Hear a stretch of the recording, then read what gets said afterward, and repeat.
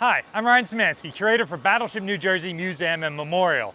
And today we've got part one of a two-part video on retrofitting or backdating your ship's period of interpretation. We're here in Houma, Louisiana, on board USS KIDD with my counterpart Tim Nesmith from the USS KIDD Veterans Museum. In this video, we're going to talk about their philosophies and how they've been able to backdate KIDD to a World War II configuration. On Battleship New Jersey's channel, you guys have heard me talk a number of times about how we can't do that on Battleship New Jersey and why we don't want to do that. But KIDD was able to. So obviously that rule isn't applicable across the board. And then once we've talked about what they're doing on our channel, we're going to do a video on their channel where we'll talk about our philosophy and how it differs for their viewers to see. So if you want to see both sides of this, make sure to tune in for both of our videos. So, when was KIDD last in active service? She was decommissioned in June of 1964 and then sat in the reserve fleet in Philly, right near you guys. And around 74, they fired her engines up one last time, did some checks and said, yep, she's obsolete, we're done with her, cash her out. And they kicked her off to the Naval Register. And then she sat on donation hold along with Sullivan's and Cass and Young for several years until Baton Rouge came along and said, we'd like to take her. And actually, interesting little known story, Baton Rouge was going for Sullivan's, but Buffalo snapped her up first. And then they turned and looked at KIDD with renewed interest, and they realized she never got structurally changed. She just had stuff pulled off of her during that time, and we might be able to do something nobody else has been able to do, which is backfit to World War II. Yeah, all of our World War II ships continue to see service into the Cold War. So there are tons of modifications, new technologies added, things like that. So they don't look like they did during World War II, even though that's what all the pictures in the history books are. That's what I, as a kid, expected to see when I visited museum ships like this one. Right. So you guys got a ship that could actually be backdated.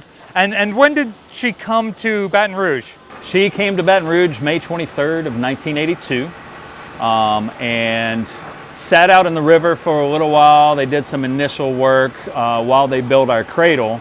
And then once they moved her into the cradle in December of 82 and eventually got the gangway built across, because it's a unique system with her rising and falling 40 feet each year based on high and low water seasonally.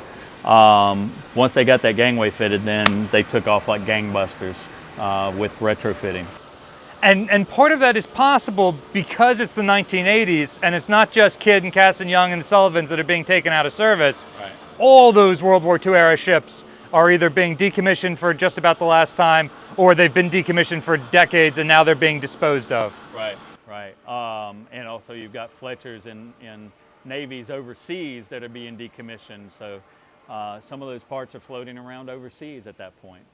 But yeah, actually before she left Philly, they started a little bit of retrofitting because her sister, Caperton, was moored right alongside of her. So our commission, our board, contracted with the Navy to take and remove the hedgehogs at the front of the ship on the O1 level that we're on and put two twin 40s there. Well, they didn't have two twin 40s, so they took, well, I take it back. They did have the twin 40s, but they didn't have the foundations that we're adding now. So they just welded them flat to the deck, which ultimately is detrimental to the deck. But they got the twin 40s, they got the torpedo directors off of Caperton, and then they got the torpedo tubes from Caperton. So right off the bat, before she even left Philly, she had three big components and two small components that came in. Have you seen any older documentation, obviously that's before you started working here, where they said that, hey, we want to make our period of interpretation June of 45 or August of 45, or did they have a specific date then, or did they just amorphously want to take her back to World War II and the rest sort of firmed up later on?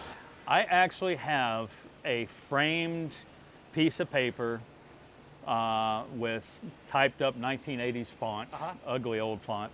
And I found it when I got the ship superintendent position. Right over beside where we're standing is our powder magazine, ammo magazine for the quad 40s for these gun tubs. And it's a quote from our first executive director, commander, I want to say his first name was Vernon Condon. He was former commander of the Brownson, a Vietnam era Gearing class vessel. And this quote is, "We have determined that we are capable, we have the potential to," and I'm paraphrasing, "to restore USS Kidd back to her August 1945 configuration. And we are going to proceed with this because no one else can. And so we will." And so that was hanging in Tim Rizzuto's old office, which I inherited when I became ship superintendent. And so I've held on to that little picture frame for years. And whenever a good idea fairy comes along and goes, "Hey, what if we put this on?" Well, that wasn't in World War II. And when they push back, then I just reach over and I say, "We've been doing this since 1982 with this guide. Do you really want to change 40 years of restoration effort?" And usually they'll go, "Okay," and they back off a little bit. I absolutely love that 40 years this has been institutionalized. And we did a live stream not that long ago where we touched on this, that you had the right ship, a ship that wasn't as heavily modified as others. You had the right time period in that it's the 1980s and these parts are available, the original parts. You don't have to make facsimiles. They might not be from this ship, but they are from the same class of ships or the same era. And then the right personnel on staff and the right board and executive team there that are supporting this financially to go out and get these parts and fabricate what you can't get. And that's incredible to me, and like very solid reason why you were able to do this and many, many other ships can't. They're stuck in whatever configuration they inherit the ship from. And that's only possible because the Navy just pulled stuff off, but they never structurally changed her to take the newer, heavier stuff. And it's probably because she was a training ship in the later part of her career. So there's no point in putting the newer, heavier stuff on it because it won't see service. Yeah. She's in the back lines. She's a teacher and educator for new young sailors at Newport and at Philly. So the lack of structural changes was really what the key defining moment was for her. So there's a finite number of changes. You started this 40 years ago. Did you complete it at some point, or is it still something you're working on during this yard period right now? We're backfitting actually with our steward's berthing, going back to a World War II configuration, and that's something only that could be done in a shipyard. We would destroy the tour. People wouldn't be able to tour half the ship because we would be doing that. So, and moving equipment and everything that weighs probably 800-900 pounds or more up narrow ladder wells. It's just not safe without the right equipment and the people who know how to do it on a regular basis. So we're doing that. As far as an outward appearance, pretty much in 2019, October 2019, we put the blast shield, a fabrication of a blast shield, onto our torpedo tubes, and that kind of completed our silhouette. And got us back to that point. We had been looking for an original blast shield for decades. The only two that we know of that are still in existence are on the USS Foote's torpedo tubes, which are in Fredericksburg at the War in the Pacific Museum, and on our sister Cass and Young in in Boston. Boston, yeah.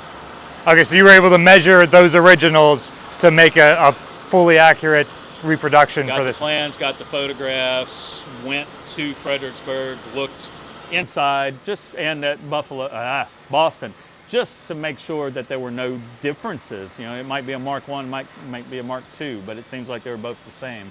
And we were also waiting at one point just to see if one would pop up in Mexico, because USS John Rogers and USS Harrison were down there in their fleet. And they were in service up into the 2000s, the 20-teens? 2001 is when they retired John Rogers. and Harrison, I think, a little bit before that. But someone was making a play to try to bring John Rogers back because she was the only round bridge Fletcher still around. Yeah, one of the originals, And yeah. Unfortunately, it just fell through, and in 2011, they cut her up. And at that point, it's like, okay, any equipment that was with her on shore was probably cut up at the same time. We need to go ahead and see about fabricating one. So before we sign off and then start the new video on New Jersey's, Yeah. what are some of the things that are originals that you've taken off of other ships, and what are some of the things that are fabrications? Because I honestly can't tell the difference looking around here. They're such good fabs. Well, we have the searchlight platform on the forward stack is a fabrication. The gun tubs around the quad 40s, which is where we're at, is a fabrication. The twin 40 gun tubs are a fabrication. The floater net baskets are all fabrications except for one. The blast shield on the torpedoes is a fabrication. The ECM mast is a fabrication. All the life raft racks and all the depth charge racks by the K-guns are fabrications. Our gun tub around our 20 millimeters on the fantail is a fabrication, and one of our depth charge tracks on the port side is a fabrication. Okay, and so what were some of the parts that you were able to grab? You grabbed the torpedo tube. We got the torpedo tubes, we got the torpedo directors, we got the twin 40s, and all of our 20 millimeters came back. 4 of them came back from Amsterdam. 2 of them came from the Sullivans, but they weren't on Sullivan's herself. They had found them and just had them on shore exhibiting. Okay. Yeah, so lots of different equipment. Quad 40s came from Crane, Indiana. Our twin 40 on Mount 45 position came from Crane, Indiana. Those are all originals. Well, thank you, Tim. Thank you. Make sure you guys go online on KIDD's page. We left a link to it down below. They're going to be posting a part 2 to this video where we talk more about New Jersey.